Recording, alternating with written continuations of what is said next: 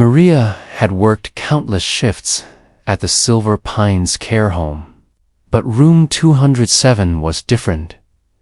It wasn't just a room with beeping monitors and the scent of antiseptic. It was where Mr. Harold Whitmore, a once powerful man, now frail and forgotten by the world, lay quietly fading away, while others tiptoed around him as if he were already a ghost. Maria entered with laughter in her eyes and warmth in her hands, treating him not like a patient, but like a father she never had. She adjusted his pillows with gentle hands, wiped his tears when the pain grew unbearable, and told him stories from her own difficult life. Growing up in a crumbling foster system that had taught her to survive, but not to trust. Maria knew he couldn't speak. His stroke had stolen his voice, but his eyes followed her, and his fingers twitched every time she sang those old 60s jazz tunes that played softly from her pocket radio. She would hum "At Last" by Etta James, while brushing his hair, or softly sing "Unforgettable" as she fed him soup spoon by spoon. Staff often laughed at her, called her too sentimental, too emotional, but she didn't care. Maria believed that dignity wasn't a privilege of the rich, but a right of every soul, even those who had no visitors, no cards, no flowers. Harold hadn't had a visitor in months. According to the papers by his bed, he was once the CEO of a luxury real estate firm, owned half of downtown, and had a son who lived in the Hamptons and hadn't visited since the day Harold had his stroke. But Maria never judged. She just believed in showing up every day, on time, with her hair tied back and her heart open. Every morning, she'd greet him with "Good morning, sunshine. Let's make today a little less lonely, shall we?" Though Harold's eyes rarely blinked, she swore he understood. Sometimes she brought her tiny Yorkshire Terrier in her handbag just to make Harold smile. And once when the supervisors weren't looking, she even snuck in a tiny cupcake with a candle on his birthday, whispering, "You matter, Mr. Whitmore. Even if the world forgot, I haven't." Then she sang "Happy Birthday," voice trembling, eyes stinging. That night, Harold wept silently as she held his hand. What Maria didn't know, what no one knew, was that someone had started watching. Not one of the nurses, not a camera, but a tall man with salt-tanned pepper hair who arrived in secret, always dressed in black, standing just outside the hallway where shadows met silence. This man, Henry Whitmore, Harold's only son, had returned not out of love, but guilt. He had signed the hospital forms, written the checks, and vanished into his corporate life, but something about the nurse's name had caught his eye in the care reports. Maria Alvarez, primary caregiver. He had seen it repeated so many times that curiosity had finally driven him to visit unannounced. That first night, he stood outside room 207 as Maria sang "The Way You Look Tonight," brushing Harold's hair with such delicate care it made Henry's chest tighten. He didn't enter, he simply watched. The next night, he returned again and again. Hiding in the corridor like a ghost, Henry watched her sit beside his father, wipe the corners of his lips, massage his fragile hands, whisper stories, and laugh. With a tenderness that stirred long-forgotten memories, inside him, memories of his mother's humming, of family dinners before ambition tore everything apart. He watched as she spoke to his father about how she used to draw houses as a child and dreamed of becoming an architect, only to drop out when her foster family kicked her out at 17. She spoke to Harold like he was the last person in the world who remembered she existed, and Henry felt something inside him crumble because his father, for all his wealth, had no one. And yet, here was this woman giving everything without ever asking for anything back. Then, one night, it happened. Maria was reading from an old poetry book she'd found in the donation bin when Harold's hand trembled slightly. "Mr. Whitmore," she whispered, eyes wide. His lips twitched his first movement in weak sand. Then, with impossible effort, he mouthed, "Thank... you."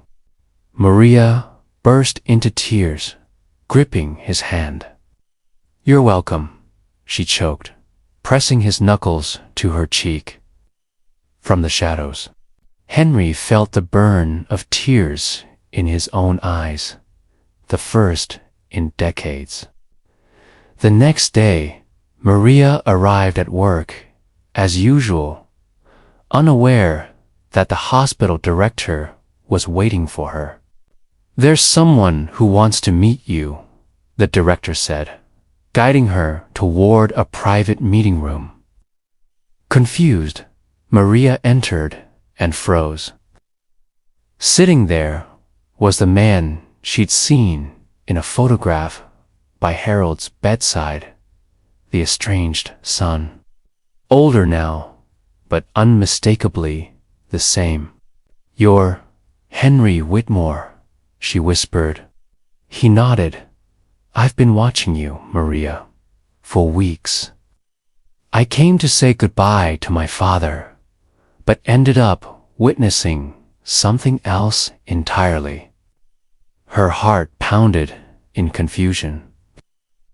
"I don't understand." Henry stood slowly, walked over, and said, "You treated my father better than I ever did. You spoke to him like he still mattered. I left him in that room to die alone. But you gave him dignity. You gave him peace. And I want to give you something back." Maria blinked. "Tear, I didn't do it for anything in return. I loved him like your own father," Henry finished, smiling for the first time. "And because of that, you've just earned a new life."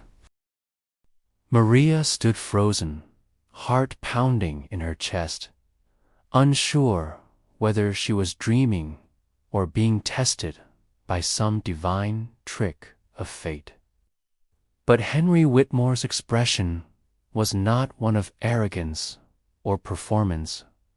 It was raw, honest, almost pleading, as though he were the one seeking something sacred from her. I don't need anything, she whispered, her voice trembling. You don't owe me anything, sir. I just did what I would want someone to do for me if I were lying in that bed. Henry nodded slowly, his eyes glassy. And that's exactly why I want to give you something you never had: security, dignity, and the chance to become who you were always meant to be. The words hung in the air like thunderclouds after a storm, heavy and surreal. That day, Maria returned to her duties, her heart racing with questions and disbelief. She checked on Harold, whose fragile face now seemed more peaceful, and gently tucked a fresh blanket around him, as if her routine hadn't been shaken to its core. But things began to change almost immediately. The next morning, she was summoned to the director's office again, this time to find legal representatives waiting. Mr. Whitmore has officially set up a trust in your name, one of the suited men said. It includes full tuition to any architectural institute of your choice, living expenses for 5 years, and an apartment already leased under your name downtown. Maria stared at them, stunned. This can't be real. I'm just a nurse. But Henry, who entered moments later holding a small box, shook his head. You're not just anything, Maria. You're a healer, a daughter to a man who never knew how to be a father, and someone who reminded me what humanity looks like. Then he handed her the box. Inside, nestled in black velvet, was a gold locket engraved with the initials H.W. and a small photograph Harold in his youth, smiling beside a woman Maria assumed was his late wife. He wanted you to have it, Henry said quietly. He told me yesterday, just after you left. Maria gasped. He spoke to you. Henry nodded. One sentence. He said, she saved what was left of me. And with that, Maria broke down, overwhelmed by the weight of the moment of love given and received without ever asking for it. Days passed like ripples in a still pond. Maria stayed at the care home while Harold's condition slowly worsened. But he seemed calmer, as though some invisible ache inside him had been soothed. Henry began visiting openly now, often standing beside Maria as she sang to his father, both of them bound by a silent understanding that no wealth, no apology could undo the years, but kindness could still redeem what remained. They talked, first awkwardly, then more freely. Maria told him about the sketches she used to draw on the backs of receipts, the scholarships she had been too poor to claim, the night she spent crying in a laundromat, wondering if she'd ever be more than the help. Henry, in turn, opened up about growing up in privilege but lacking warmth, of being raised to value success over compassion, and of losing touch with his own soul while chasing fortune. Slowly, like light creeping through blinds, a strange and beautiful friendship grew between them. Then, one cold morning, Maria arrived early to find Harold's room dim and quiet. A nurse standing at the door with tears in her eyes. He passed. In his sleep, she whispered. Maria entered, breath catching. Harold looked peaceful, almost smiling. She sat beside him, took his hand one last time, and sang "Smile, though your heart is aching," with a voice soft as feathers. She finished. Henry entered silently and sat beside her. Together, they kept vigil until sunrise. Harold's funeral was private, elegant, and filled with flowers or cards. His favorite, a car, as Maria had remembered from one of his barely audible murmurs. Thing Harold had left to a daughter. Afterward, Maria thought the fairy tale would end, that the gifts would stop, the attention would fade, and she'd quietly return to a small, careful life. But she was wrong. Henry became not just a benefactor, but a constant presence. He checked in daily, attended her entrance interview at the prestigious school of design she chose, and even hired her a mentor to guide her through the early weeks of architecture classes. At first, Maria resisted, unsure how to accept so much kindness without feeling like she owed something. "You don't owe me anything," Henry would say each time she tried to thank him. "You already gave my father the one thing money never could peace." As weeks turned to months, Maria bloomed. She aced her coursework. Her designs were posted on the school's online gallery, and a professor even nominated her for a Young Talent Award. But more than her academic success, her heart opened again. She smiled more, laughed often, and walked with a quiet confidence that hadn't existed before. Henry, too, changed. The cold executive began showing up at her college presentations, sometimes disguised behind sunglasses, sometimes offering quiet feedback or taking her to lunch afterward. They shared stories, memories, hopes, and, though neither of them dared name it, a bond stronger than gratitude was growing. One evening, after Maria presented a design inspired by the layout of a care home, her dream of building a place where the elderly could live not as patients but as honored guests, Henry stood clapping in the back, eyes shimmering. After the event, he took her out to dinner, just the two of them, and over candlelight.